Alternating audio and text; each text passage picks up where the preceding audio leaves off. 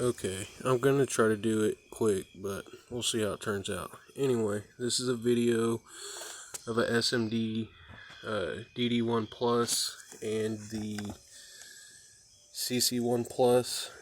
I'm gonna try to show you guys how to use it, or at least how I used it. Maybe you can tell me I'm doing it right or wrong. I don't really know. I do have this soundstream digital machine. It's for bass restoration. So this thing, when you set it, from everything I've gathered, it's only going to replace or restore like digitally compressed music whenever you get like old school 90s songs or whatever. Sometimes you'll be listening to it and you're like, man, I know this song will bump harder, but it's not really bumping. That's where this guy comes in and he really shines. But other than that, for the most part, if you listen to like heavy bass music or rap or anything like that, most of the time you're going to leave it all the way down. It's got a little bass knob inside the cab. I'll show you here in a sec. But I got it all the way down. The sweep. So initially you set the like your trigger boost or whatever. I want it set for 35 because the box that I'm running, the kicker, can't really see. The solo barrack, it's only a 10, but I believe this box to be tuned right at about 32 to 35 hertz. So that's where I want to kind of to stick to. Anyway, the sweep goes from a minimum of 27 hertz, to a maximum of 63. I want it right in the middle. I want it to capture or peak at about 40 hertz because that's usually, I don't know the ideal range. You have the wide, so basically you either want to narrow in on that 40 hertz or you want to capture frequencies around it.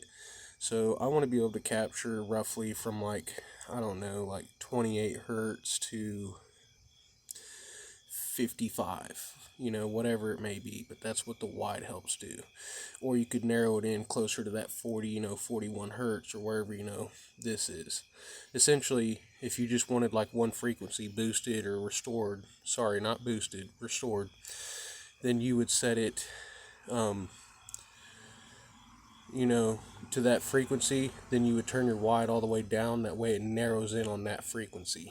But I want it to restore kind of like 40 hertz and around that. So that's what we got it set at. Now, like I said, for this demonstration, we're going to have him turned all the way down. So let's go ahead and make sure it's like that. So I got the sound stream right there, and then I got my gain right next to it. Gain all the way up, sound stream all the way down, volume down. Now using this DD1, because this don't have a CD player, so I downloaded the CD to my computer, put it on the flash drive, as you can see. Now we're on SMD DD1, the 40 hertz track. We got it on repeat in this track only. So even when it runs out, it's just going to restart. We'll go ahead and restart it just for laughs. And yeah, let's get to it. So you're going to start your track. Then you're going to come back here and you're going to plug them in like so. Well, actually, I take that back. We're going to do the RCAs just to show you for demo purposes. But you're going to put your RCA on there. That's coming from my RCA is going into this and back out. But like I said, we have the volume all the way down. So no signal essentially should be getting restored per se. You're going to turn it on. Battery's good. It's not picking up any volts because the stereo's off. Now, because I've already done this, I'm just going to kind of speed it up. But essentially, you would slowly turn up the volume until you reach your distortion point. But this deck's actually pretty alright. So I'm going to show you at 40. That's full blast on the deck. It's detecting 40 hertz at 1.7 volts. So now we're going to go ahead and set the gain. We're going to unplug this, plug it into the amplifier. Now we're going to plug in our meter.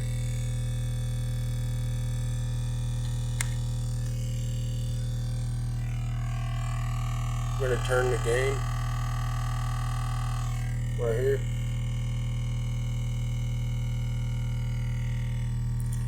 You're going to turn it until it says distortion.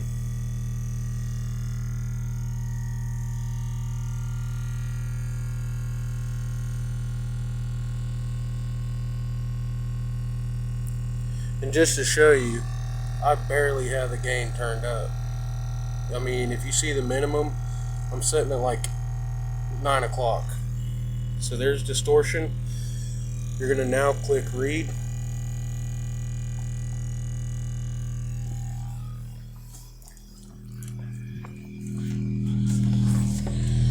You're going to go up here. You're going to go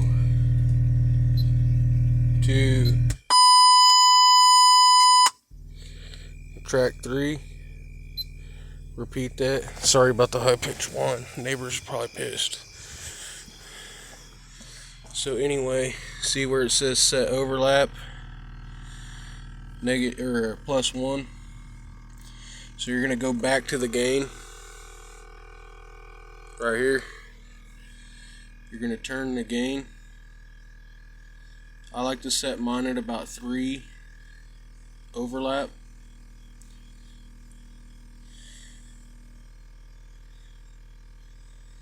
And it's very touchy.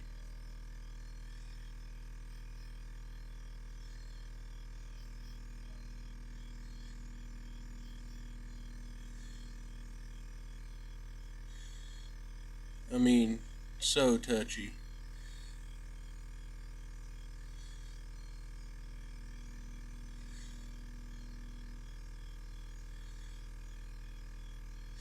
Looks like we're gonna get 3.1. But anyway, and that's it, man. The gain is officially set. And like I said, just to show you, the gain is barely even up. I mean, we're barely touching it. So there's that. And then if you wanted to see what kind of voltage that's putting out,